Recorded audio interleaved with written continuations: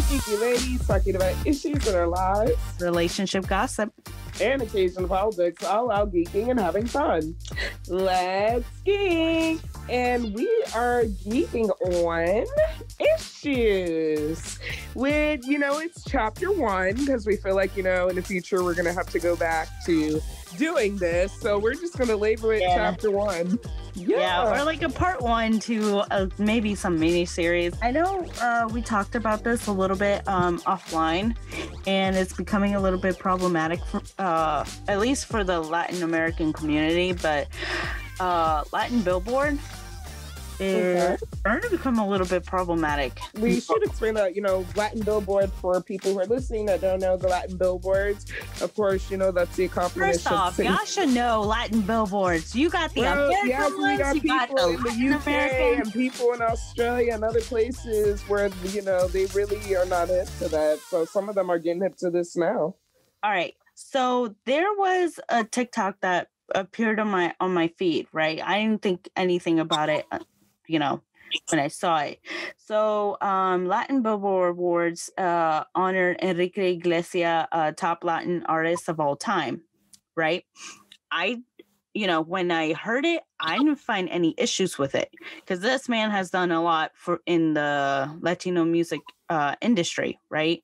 He gave us classic hit. Clearly, a lot of people didn't see it the way I did, and I didn't know it was an issue in the comment sections, because even when I went over to what was it? To the YouTube, because Enrique Iglesias gave out his speech, and he wasn't, like usual, what they say. They weren't prepared, but they gave their thanks to everybody who supported him, and he definitely gave a shout out to Pitbull, because like him and Pitbull, they were like a team together. When they were making all that music. Yeah, baby, I like it the way you move on the floor. It's a classic now. Yeah, when that song first came out, I was annoyed by it. Why? I don't know. It just sounded a little bit whiny to me. Like, nothing annoys me than like people who sounds like whiny in their songs when they're singing. Do you know what I mean? Yeah. A lot of people were upset that they were giving an award to somebody who was not Latino. The way I saw Latin the list was, like Latin artists that made meaningful music, right? And this that changed the course of music. Yeah. And the thing is, a lot of people were seeing it as like, I don't know if it might be a reach, but like a lot of people were seeing it as like they were giving an award to someone whose ethnicity is different. But if you think about it, Enrique Iglesias' song like literally charted Latin America. You know what I mean? Yeah. And so the debate started happening in the comment section where people were like, should we have a different category? Or should the category be named differently? I think it would solve some problems. And at least, like how you were saying earlier, that of course, Latin music and of course, music in Spain, there's no separation of it. It's kind of bunched together. But if this is a problem going on in your community, maybe it's a good thing if just the music genre is separated, just so that this isn't an issue. But the thing is, he was singing Latin pop, though. But then again, wouldn't that cause a bigger divide, though? That's the problem. Wouldn't it cause a bigger divide? It would cause a divide if we start, like, because the thing is, if you start giving Spaniards their own, like, category, then it starts becoming divided, right? And when we're doing these awards, it's supposed to be unity. This is supposed to be music. If you think about it, people correct me if I'm wrong here, but Enrique Iglesias was singing Latin pop. You know what I'm saying? Like, he was singing pop music, yo. Like, that's a generic genre. You know what I'm like? I don't know. Because so my question is, as often as a good number of Spaniard artists sing Latin music, how many do vice versa? How many Spanish people, how many Latin people do you know that sing strictly like music that is just in Spain? Like, how many are there out there? Like, are there any ones that are really known? And how are they treated? Like, how is it the opposite way? I don't know. Because I'm gonna be honest with you, I don't know any other ones except for like, you know, we got I mean, now. think about it this way. In my community, we have a person that could fit into that category a little bit is Robin Thicke. Now, don't get me wrong, Robin Thicke is not at the level of, you know, a person like Enrique Iglesias. Right. But Robin Thicke is a white man, for those who do not know, and he sings R&B music. He's been singing R&B music since I was in elementary school. The first time I heard him, I thought he was a black man. Like, I'm dead serious. Really? But he is so respected in the black community. He's never really appropriated it. He's never really appropriated the music at all. And that's the thing too. Like people like Enrique Iglesias and then Rosalia, they're not even appropriating anything. You know what I'm saying? Yes. As far as I know, from what I've seen, I've never seen them appropriating shit. Because let me tell you, okay, so, you know, I didn't know this, but this interview happened about a year ago. This was January of 2019 when, again, Billboard, they have a category that says growing up Latino, right? Yeah. And the way Billboard used the term is very like kind of, what is this? Maybe like an umbrella term? You know what I mean? This is the way they are using it, I feel, because when they did that interview, people were like showing like the clip where Rosalia was like, I guess she went, I can't quote it, quote, you know, word for word, but so she said she went to Mexico and, you know, she liked the culture, she liked the food, and, you know, there was something about like Mexico feeling like a home to her, because that's the feeling sensation she got, and it's probably because the way the people welcomed her. I'm assuming this is the way she felt when she came. Now, I understood what she was talking about, because I will tell you this: when I went to Spain, that's how I felt. I didn't, you know, I felt very at home when I went to Spain, and the way I'm saying it is that when I traveled there for business, right? I ended up staying at a hotel, and I started talking to one of the bartenders that was there, right? You know, every morning I go downstairs to have coffee and like I would chill. So then I struck up a conversation with this barista or the bar person. And, you know, we had a lovely conversation, and I just remembered that he ended up noticing that I had an accent, and clearly I'm not from there, right? So we had a really nice conversation, and we were comparing like how I would say certain words, and you know, as Salvadorian, and then he would tell me like, oh, this is how we say it in Spain, and he's been nothing but nice. And I would say this just to put it out there: all the Spaniards I have met have been nothing but nice people. I haven't met anybody who was rude. I've never met an actual like person who was straight from Spain. Don't get me wrong, the closest is to my Hispanic or Latin friends who claim like, yo, I have Spaniard blood in me, but I've never really met somebody who's straight from, who said like, you know, my name's so-and-so, I'm from Spain. Yeah, and so the point of that story is that what I'm saying is, you know, Rosalia probably felt like that, and so that's why she said, and you know, everybody was roasting her in the comment section because they were like, hey, yo, she's talking about growing up Latino and she's Spaniard. She is white. She is a white girl. And I was just like, she's white passing, sure, but like a lot of people didn't talk about, and I saw, and she pretty much talked about her growing up as a Spaniard. Now, what Billboard could have done is probably like growing up Latino or something like that, and then put in subcategory, or, you know, could have categorized it a little bit different, growing up in Spain. Would you say it was intentional what Billboard did to Rosalia, or would you just say that maybe it was just a mistake that somebody mixed the both? Here's my thing, and I told you this before. I call this ignorance because there's God, like Latin Billboard. You mean to tell me there's not one Latino person working there that could have told the producers or the editors or somebody was like, you know, we should put a little subtitle or like a sub word underneath Latino, so like people don't get shit confused because she is Spaniard. You know what I'm saying? Yeah. Because I get it. What she said was, like, in some sense, I kind of understood what she was trying to say, when she went over to Mexico and she loved the culture. I mean, anybody who goes to Mexico would say the same thing. If you go to the Caribbean, people are going to be like that. But the moment Rosalia, and I told you this before because this is getting me a little bit heated. Mm-hmm. The moment Rosalia starts being like Ariana Grande and start darkening up her skin, start dressing, I'm not saying Ariana Grande is doing this part, but like start dressing up as a Mexican or start talking like she's a chola, my respects for her is down. You know what I'm saying? Yeah. It's kind of like that reference that I had made a while back with the Rosalia video where I was saying how I can see why people got mad. I said, take me.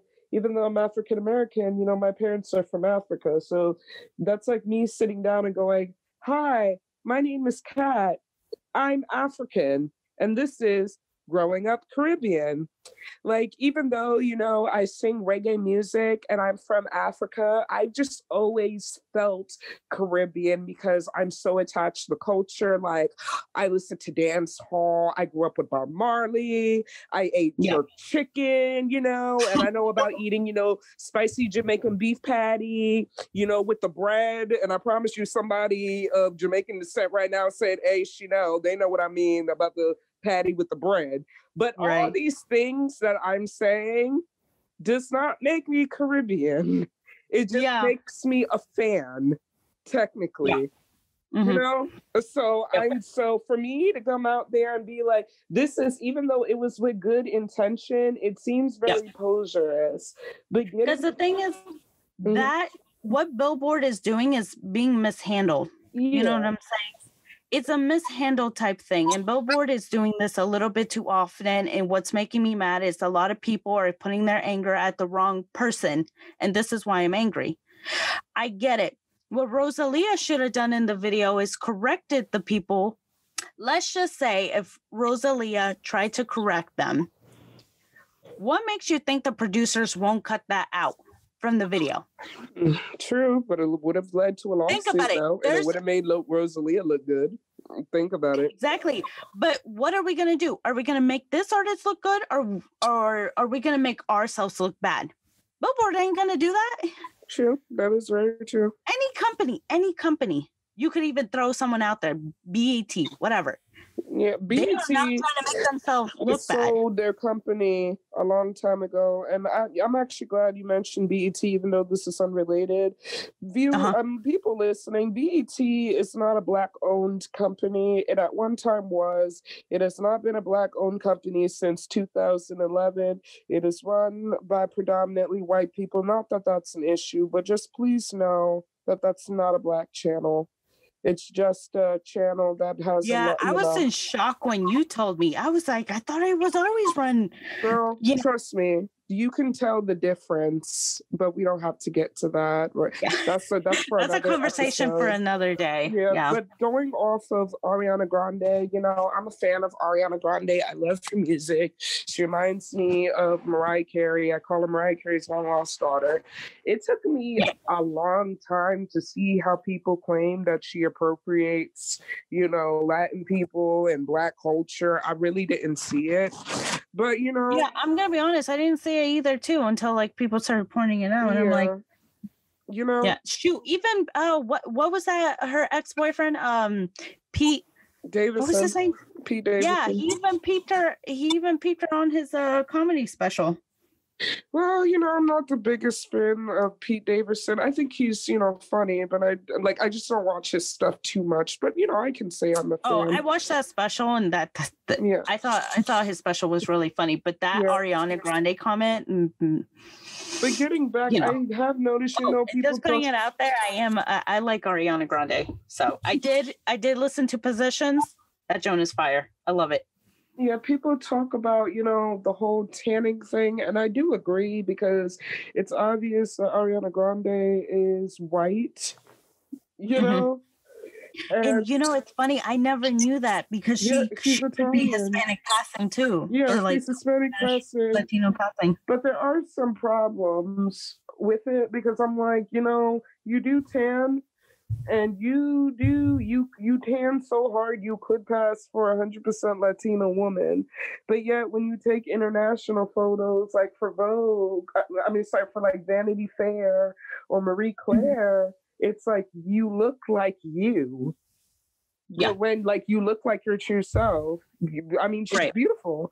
But when you're on like darker colors or like urban colors, you are so tan. So I can see the switch up of it. And then, of course, people will think she appropriates culture just because she's dated a few Black men in the past, which is stupid. I hate that, you know, stuff like that. Yeah. It's, like, as a logic, like, that's just always been stupid to me. Yeah.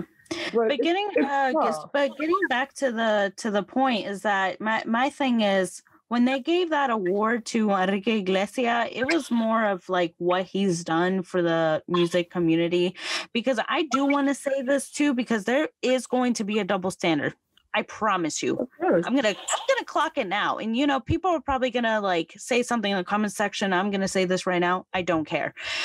There's going to be a double standard. No. There's going to be a double standard. The day Latin Billboard Awards give Rosalia the Latino artist of all time to Rosalia, people are going to be angry. But there's that same energy is not going to be the same with Enrique Iglesias. You know, the comment sections I saw on Twitter was mostly like all these women, you know, of course, who are like a fan of Enrique Iglesias. I am too, you know. But the thing is, a lot of these people in the comment section, you know, a lot of people would try to correct it and say, oh, you know, he's Hispanic, not Latino. But at the same time, a lot of people are like, he's Latino in our eyes. Can you imagine me looking at Eminem, even though Eminem is one of the GOATs? I'm just like, it doesn't matter if Eminem won Best Black Hip Hop Artist. He's still Black in our eyes. But to be honest, technically, Eminem is Black laws. But this is what I've been saying in the comment sections, where it's like, oh, he's Latino, and I'm just like, that is a little bit of like, get out of here with that. With that, like, bye. No, but you should have seen it. Like, y'all, like, look. Guys, go into Twitter and just go into the search button and just do Enrique Iglesias Latin artist of all time Billboard or something like that, and you'll see all these people like saying some really like weird stuff about the situation. I'm just like, oh my god. So I don't know what the solution is because everybody's going to be angry. The way I saw it is that Billboards gave the award for the music, and that was it for me. You know what I mean? Mm-hmm. I was not thinking about his ethnicity at the time of the award, but other people are, and that's why they're upset. You're allowed to be upset. You know, that's your opinion. I found nothing wrong with it, and I know people are going to be upset about it because I said that, you know? Mm-hmm. And the thing is, like I said, I'm going to clock it right now. The moment Rosalia is going to win an award of something like along the lines of that, people are going to clock it. Because I want to remind people, Rosalia, as far as I know, she's not colonizing nothing. Because, you know, a lot of people were calling her a colonizer. Wow. For that video, I was just like, now y'all are just reaching at this point. You know, and that's where, you know, some people come off, you know, as fake wokeness. You know, and fake woke makes it look bad for, you know, everybody. It really does. That's true. As much as you like some intelligence, there's always going to be somebody who takes intelligence and tries to make it, what am I trying to say? Dumb. They dumb down, they dumb down smart information, I guess you could say. That's what I'm trying to say. Yeah. But moving on from that. Hello, everyone. I have a partnership with a brand called Salty Mermaid Swimwear. At Salty Mermaid Swimwear, you can get your wonderful bathing suit in all different shapes and sizes for the guy in your life or the girl in your life. And best part, they even have matching sets so you can match with whomever you love. Tell them Cat sent you. Go to saltymermaid.com and put the code SALTY15CAT and you'll get 15% off your purchase. Once again, that's Salty Mermaid Swimwear and the code is SALTY15CAT at saltymermaid.com. We are talking about the Selena trailer, which you did show me. Yes, so talking about Selena. Okay, so I have mixed feelings about the Selena, the series. So I watched the trailer. I sent it over to Kat. Kat watched the trailer. And I have mixed feelings about this. The first trailer that Netflix dropped, like 6 weeks ago or something like that? It was a while ago. Last year. What? Oh, it was last year? Yeah, they had a teaser last year. Yeah, where you see her, okay, so, Okay, so there was a teaser? Okay, Yeah. so then I think there's 3. I don't know. Anyways, the point is, we watched the teaser, I guess. That's what we watched. I'm going to give it a chance. It sounds good. It looks good. However, the new trailer is making me want to walk away from this. I don't even want to bother watching it. The only reason why I say this is because there's something off about this series that's making me question Netflix a little bit. Like really? Because the thing is, okay, so from the clips that we just recently saw from the newest trailer that they dropped through a couple of weeks ago, my thing is, the hair, like, I don't know what they're doing, but the hair doesn't seem right to me. Like, that was a lot of complaints about people that I noticed who watched the trailers too, is that, like, I remember there was this one girl who wrote in the comment section, like, Netflix got all this money and they can't afford good wigs. Yep. Listen to this. Netflix confirmed that the Quintanilla family was helping develop when they mean family, I'm sorry. I'm sorry. Look. When they mean family, I'm pretty sure it's actually just Abraham doing all of this. Probably. Yeah. So you know what it kind of reminds me of? It's like Lifetime, like is doing the Selena movie. Yeah, no, this is pretty much it. It's the Netflix Lifetime series of Selena. Because Netflix, a while ago, they kind of messed the ball up on the Aaliyah movie. Oh, it was Netflix? It wasn't. No. Lifetime. Wait, I could have swore it was Lifetime or something. Because they did a of an Aaliyah movie. It was terrible. I did not watch it. I was not going to support that movie, but I saw scenes from that movie. Yasmin, it was pure trash. It was like a Dave Chappelle skit come to life in a movie. Wow. Dead ass. It was that bad. And then I agree with Charmaine the God. They basically said, fuck y'all and the ending. They didn't even show when it was implied she was going on the plane. They just showed her kissing her man and then she get on the limo and then she drive away. Yes, I told y'all the ending of the movie. I'm going to spoil it for y'all because y'all don't need to see that trash. But, it is what it is. So another thing that people are upset about with this movie is the casting. I can see why, because you can see it from the trailer. Like, there are times where you can see Selena in Christian Serrato's version of Selena. I do apologize if I mispronounce her name. But there are times like when she was like young Selena with like that short haircut style that it's kind of like a rare, what? The Bob Pixie. Yeah, but she got a little more oomph because she got really like more hair growing out on her hair. It's not like full pixie. To be honest, it looked like a shake and go wig in the trailer, right? Yeah. Mm-hmm. You know what? I don't see Selena. Selena was gone from that. You know what I mean? At least with like okay. So let me run down the cast for the people who I guess still don't know who the cast is, but or who got casted for it. But Christian Serratos is Selena, and Madison Taylor Bays, she's going to be playing young Selena. Then we have Ricardo Chavira as Abraham Quintanilla. Then we got Sadie Lopez as Marciela, excuse me. We got Gabriel Chaveria as AB Quintanilla, and that's Selena's brother. Then we have Noemi Gonzalez as Suzette Quintanilla, the sister of Selena. We got Jesse Posey as Chris Perez, Selena's husband. Yeah. So that's the cast right there. Now, I did do my Google search, and I went to go search who these actors are, because I'm going to be honest with you, I've never seen anything from their work. Just to see what they're capable of as actors. Yep. And so, but the thing is, okay, so Christian Serratos is kind of an interesting casting choice, because there are times where I've seen her, like the only time I've seen her in a movie was in Twilight, and then I completely forgot she used to be in Ned's Declassified. Do you remember that show? Yeah, I actually do. Which character was she? Huh? Which character was she?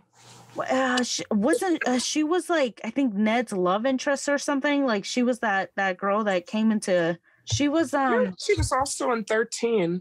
A lot of people don't know that. She was. See, yeah. But here's the thing: she looks white passing though. When I saw her in Twilight, I thought she was a white girl. Yeah. Yeah, but I will say this. I mean, at least it's a Mexican playing a Mexican character. True. Yeah, and then but you have to think about it. There was controversy when J-Lo did it because she was Puerto Rican. I was too young to even remember the controversy. I mean, yeah. Yeah, I'm gonna be honest. Anything that happens surrounding, because you know what it is. Even if they had controversy, that film, it was a triumph. Think about it. It was such a good movie. It's so beautiful. It's one of my favorite movies. It was well done, and I do agree with the public when they said this series should not be happening. I agree. It shouldn't. Just looking at the trailer, because compared to last year, I was for it. But looking at the trailer, I'm like, I don't know how I feel. Right? Now. This is the trailer. Like, if you really wanted to sell people even more, this was not the trailer for it, because this is the trailer that made me want to walk away, because I didn't want to see it. Yeah, it's like it's like watching Selena on Broadway. Yeah. That might have been actually that might be better, but don't give Abraham any more ideas. Oh Lord. But to be honest, they've done it before. Did they really? I wouldn't say exactly Broadway, but they've done some like workshop performances based on Selena's work. Who knows? Maybe that may be possible in the future. You never know. I really don't want to compare the Selena's movie with the series, because these are two different things. Jennifer Lopez did a phenomenal job playing Selena. You know what I'm saying? She did amazing. Yeah, that movie was justice. However, I'm gonna wait till the series come out. I'm gonna watch the first episode, and I'm gonna see, because I feel like everyone deserves a chance to see if they can, because a lot of people keep asking Christian, how is it filling? She's filling big shoes. And that's the question that she keeps getting asked. You know what I mean? So I feel for her, and I don't want to compare two movies, because the thing is, the subject around the series is going to be different from what we saw in the movies. Because what we're getting in the movies is we're getting the teen years of Selena that was not brought up in the movie, and I'm excited for that. However, I keep saying this to you, and I'm hoping the series would actually give us justice too. Okay. We already talked about the casting. We already talked about how the wigs are whack. I really hope we could get a nice biopic. No sugarcoating. I understand that, we already have Selena pictured in a beautiful image, and don't get me wrong, she's queen. But the thing is, are they going to play family dynamics? Because what I do appreciate in the Selena trailer, the one that you and I saw, is that we saw a relationship between Selena and Suzette. We didn't really get to see actual relationships in the movie, because again, movies, you can only depict so much of, her life in such a short time. Exactly. In the series, we have the opportunity. However, there's people talk against, I guess, like the Selena community, how like it's very split, you know, people are going to be like, because the thing is, when we heard the trailer, we just heard the father, or at least the character, the father Abraham's voice narrating the movie. So a lot of people are concerned that this is going to be more focused on him too. Yeah, like he's only gonna picture his, trying to make him seem like this like savior type person, right?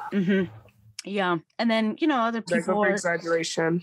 Yes, and the other people are happy that you know they're getting more insight in you know what's going on with the you know, like the journey in her life from when she was little to the like, how are we going to see the band practices with them, like family dynamics. So there is some positive to this series. I will say that I am excited for the series in some ways because I do want to see a different side of Selena, you know, during her teen years and her relationship with her husband and you know her family dynamic. I do want to see all of that and I'm excited. We'll be watching. Yeah, I'll be watching. And then of course switching to Moesha.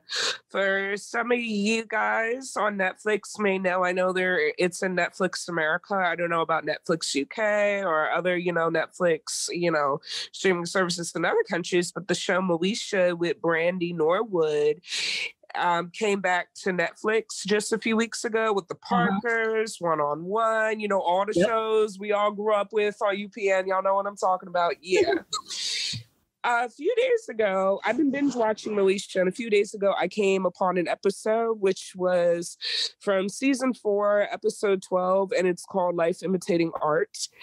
Right. And I had, of course, asked Yaz to watch it on Netflix and tell me her own thoughts because it actually focused on tensions between Latinos and African Americans for this particular episode. It was one of those like special episodes where you're meant to have a discussion at the end and learn something from it. So just to describe how the episode was, Moesha goes to Crenshaw High School, which is in Crenshaw's, and if I'm correct, California. And her school is predominantly African American, dominantly Black. And in this episode, it was Black History Month, and she has a Latino friend who was picked to do a mural for Black History Month in the school. And you know, she does her school newspaper, and she does like the broadcasting for their school news. So it's like televised every morning for the students. So before she was supposed to do the report, she went to her Latino friend. Her Latino friend revealed the mural, which is the mural of Cesar Chavez. And for people who do not know who Cesar Chavez was, he was a workers' labor union. Am I correct? He was also Venezuelan. In California. In California. Yeah, and he was an activist for Latin rights in the United States of America. He's legit a big hero, and he's an important American hero. And he is very underrated also. Latino hero, yeah. Yes. So with, you know, Moesha seeing the board, she felt a type of way, but she didn't want to tell her classmate until she actually did the story. But after doing the story, she realized the way she had made the comment was wrong until it aired. So when, of course, the mural aired, what Moesha said to the students in her news report was along the gist of, you know, I think the Cesar Chavez is nice, but you have to think at the same time, you know, it's Black History Month. And you think that with it being Black History Month, it would be more of the focus on African Americans. But it seems like we're putting the focus on other things which have no relation to what we're, you know, doing right now. So basically, Moesha unintentionally was shading her friend for doing a mural of Cesar Chavez during Black History Month. But the ironic thing was the reason why her Latino friend made the mural in the first place is because he was inspired by Martin Luther King. Because to him, Cesar Chavez, who's a big beacon in the Latin and Hispanic, you know, in some Hispanic community, he said that was my own equivalent of my Martin Luther King. Yeah. So for me, doing this mural during Black History Month, this was a point of me sharing my culture with y'all because I'm inspired. But unfortunately, Moesha's comment didn't come off that way. No. Yeah, and it created a divide. Can I interject here for a little bit? Because when you got asked me, because you were feeling, I was feeling type of way too, dude. Okay, hold up, because I have it paused right now. Hold on. Okay, so when I started watching it, it was only 3 minutes into the show, and the zoom into Moesha, or Brandy's character Moesha, zoomed into her face, and she got that "what you doing now" type look of face. You got me messed up. That zoom worked really well for me because I started getting pissed off at Moesha. I'm like, I told you, girl, you better change your face. Tight. Yeah, I was like, girl, you better change your face right now. That's how I felt. Okay. So, and there's no diss. I love Brandy. Okay, I love the show Moesha. It's just this particular episode, and you know. But he did what he was supposed to do, though. It was supposed to create a conversation. And I love the mural that they did. I was like, oh, that's. It was so beautiful. Yep. And then, girl.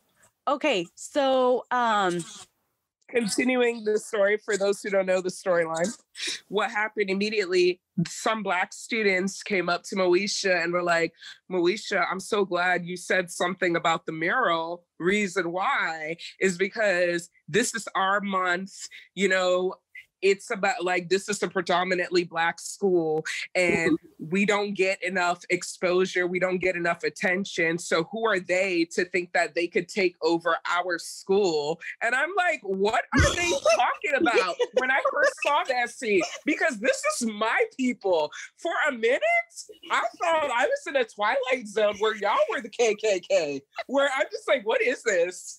Well, that cafeteria scene started fueling me up. Right. Like, that was some Uncle Ruckus mess.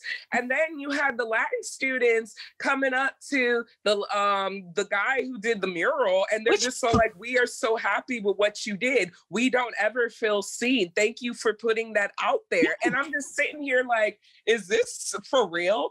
But you have to think about it. This was 1999. This had aired.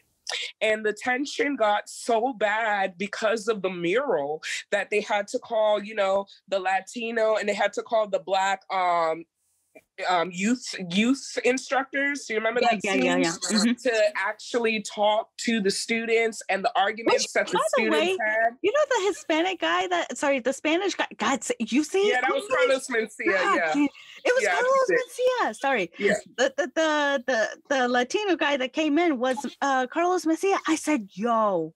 Yeah. No, but he got canceled a while ago. We're not going to talk about that right now. But anyway, that's for another day. But but yeah, like, do you remember the arguments they were having? Because even the instructors that were Latino Black were like, "Why are y'all arguing over a mural? It's not that serious." Especially when it was serious enough that somebody, you know, vandalized the mural. Yeah. And it was a Black student that vandalized the mural. You know how pissed I was when I saw that? Black Latino school. Yeah. Yeah. When they vandalized, I said they literally smeared red paint all over his face. I was like, are you serious right now? Yeah. Best to believe it's going to be a riot if we did that to Martin Luther King Jr. Exactly. And of course, like I had told you earlier from this episode, I said, what's interesting, I mean, this is like 20 years ago. This is 1999. So 21 years ago, this episode, as of this year, 21 years ago, this episode came out. A lot has changed in 21 years. Sure. In like today, if Moesha was our age and she did that in high school, did that sneaky BS, even if it was unintentionally, we would have already put her in a box as racist. And the moment she was in her news story was done in that cafeteria, the Latin girls would have rightfully... she would be canceled because right now we're in cancel culture. Yep, they would have rightfully beat her ass. Maybe a few Black girls would have joined in that shit too and beat her ass for trying to be freaking smart, wondering if she's with that ignorant, you know, let me not even go get political right now, but I'm just saying, like, that's just, it was just completely ignorant. Mm-hmm. But you remember the topics that they were having? when the black people were just so, when the Latin people were just so like, oh, y'all want to judge us, but yet you guys are the ones that are most likely to get stereotyped just as much as us. And the black people are just so like, you know, you're one to talk. You guys don't even want to pay attention to, you know, Black Latinos and, you know, so Cubans and the and the Latinos are like, what are you talking about? Stop lying. Like, yeah. I'm like, oh my God, these are issues that are still going on today. The separation, if you think about it, so we get along perfectly. But then if you look at other people, you know, I was in shock that there are still people like pissed. Like, for example, TikTok the other day was showing like, do you remember? Oh God, I don't know what sparked the whole thing where like, oh, I think it was this black girl on TikTok that was trying to portray Mexican in a bad light, and then Mexicans started showing black people beating up a guy, and this was in LA, by the way, or in California, where a guy was selling in one of those carts. He was pushing a cart on the street, and these black guys just came, beat him up, stole his money, and then they were like, "We can say the same for you." It's true. It's called gaslighting. I hate people that gaslight. Yeah. And so like it's crazy that we're still doing this. And this episode aired when? And we are still 1999. This aired in 1999. And this is the thing I have to say. I don't know if this will make it on to the podcast. If not, we know this is going to have to make it on to bonus content. When it comes to other races, nobody is one to talk, even my own race, especially when it comes to minorities. And this is no diss to white people and everything, because, you know, white people do get stereotyped as the most racist and everything. You know, once again, I'm sorry to the white people that are listening. This is just, you know, the stereotypes that are associated with y'all, because everybody can be ignorant. So as a minority, y'all ain't got no business in your life to judge me. For example, if you were to say, oh, you're a criminal, your people are criminals, and you want to get ignorant, I could just be just as ignorant. I'm just like, but when y'all come here, don't y'all come here illegally, and aren't y'all rapists? Aren't y'all? That ignorance, you see that ignorance I'm saying? It's like, you are so quick to judge me on my ignorance, but you forget your shit. Like if an Asian person were to say, you guys are thieves, you guys are so and so, and I'm just like, but you guys are racist, you guys can't speak English, you guys can't, like that ignorance. With, oh, go do math, go, you know, stuff like that. And now with the coronavirus happening, it's terrible. Brought the Chinese the Chinese virus. Yeah. And I was just like, oh, why are you guys saying that shit? You know, it's tough when it comes to, you know, that topic of racism, and, you know, it's just tough with this divide. You wish it would be, can we just come together? Yeah. But it was a divide. But how the episode ended, and once again, we really highly recommend, if you have Netflix and you can watch Moesha, it's season 4, episode 12. Yeah. If it's the wrong episode number, it's definitely season 4. No, I could tell you right now, it's season 4, episode 12. Okay, yeah, and it's called Life Imitating Art. How the episode ended was Moesha, you know, sticking up for her friend, telling, you know, the school that, hey, I didn't mean what I said. I didn't mean to start, you know, she basically didn't really apologize. That too, that was something that pissed me off when I watched. Moesha never really apologized in front of the school for the free that she started, even though it, you know, she apologized and said, this is wrong, we need to come together. She apologized to her Latino friend in private, which I didn't appreciate. And then how it ended was the fact that they covered the mural up. It was so. And then they just had him do his signature. I was like, so he couldn't redo the mural. Y'all had him paint the whole thing white. Are you serious? Like, it didn't solve the problem. To me, it made the problem worse. It made do a mural of like Black and Latino heroes. They didn't even bother to do that. They could have done that. You know how beautiful the episode would have ended if we had all these heroic people as in the mural? Like you can go down in DC and see some for yourself, or probably in LA, because I've seen some in LA too. Like, are you serious? I was actually like pissed off that they didn't do a beautiful mural of both heroes. Like, are you serious? And another thing that, you know, I agree with you, Yasmin, and that was one of the things that came to my mind, but I actually had to remind myself, I said, this was 1999, and believe it or not, Yasmin, that episode was forward at its time. At the time it aired, that actually was a forward episode, but given the advancement in 20 years, today we see that as this is bullshit episode. Y'all need to redo this. But back then, this was like a really good forward episode in a creative conversation. But I just don't like the way that ended. It didn't solve the problem. It sweeps it up under the rug. And all that told me as a student watching it, at least today, it's like at Crenshaw High School, this is strictly Black. You can't even, y'all can't even acknowledge other people. Y'all a hypocrite school because a group of people who should know what it feels like to deal with that mess is over here marginalizing another group. You know, minorities marginalizing another minority, which does happen. It just had made me pissed off because it was my people doing it. It's very rare that my people are oppressors, extremely rare. So when I do see that, it pisses me off because we should know better. But I'm just saying, you can't fix stupid. Sad as it is. But and being stupid is a choice. I watched a video where it was Cuban Doll. Shout out to Cuban Doll on YouTube. Give him some follows. He said, being stupid is a choice. And I actually agree. No, it is. I agree. It is. It is. Yeah. That's funny. But I do want to say, I did grow up with Moesha. I don't remember this episode at all. Maybe because I was tuning in once in a while. Yeah, we were young. But I did, but like I will say, it's a really good show. It's a good show. Mm-hmm. Mm-hmm. Yeah, Moesha, I love it. But that episode, I was like, oh.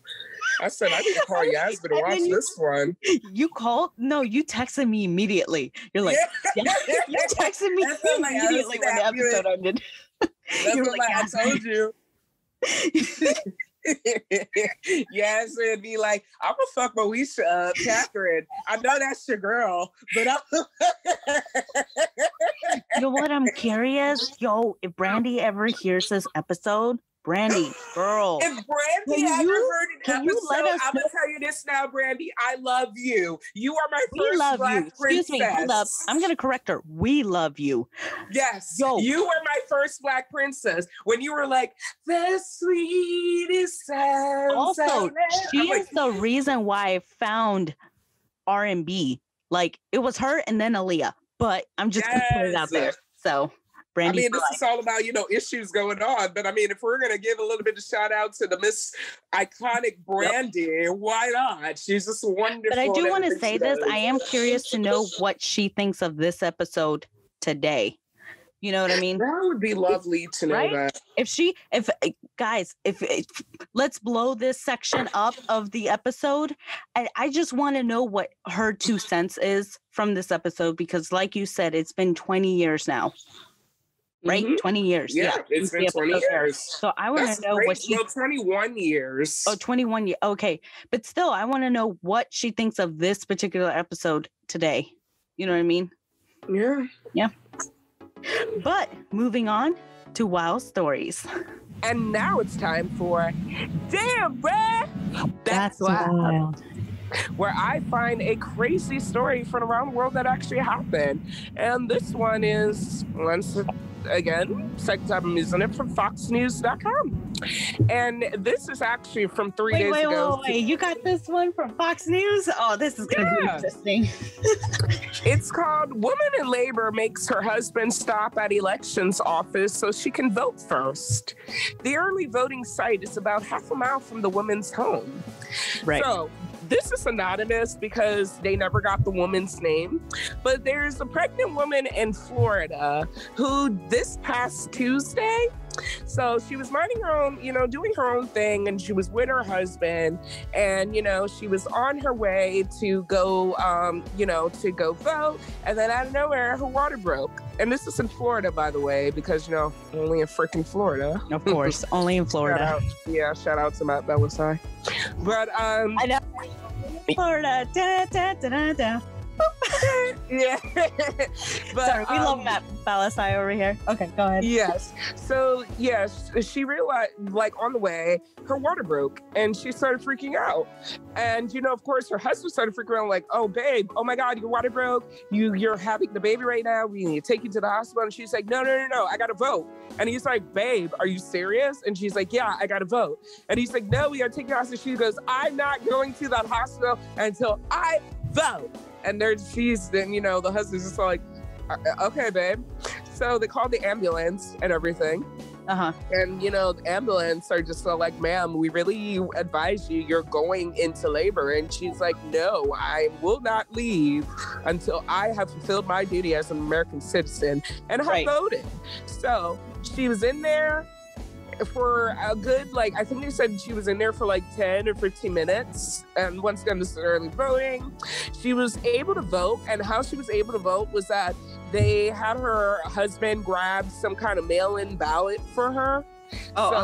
And with the mail-in ballots, for those who don't know, for the next time you decide to sign up for mail-in ballot, there is an option where you can have somebody do your vote on behalf of you. But you have to be a witness to it.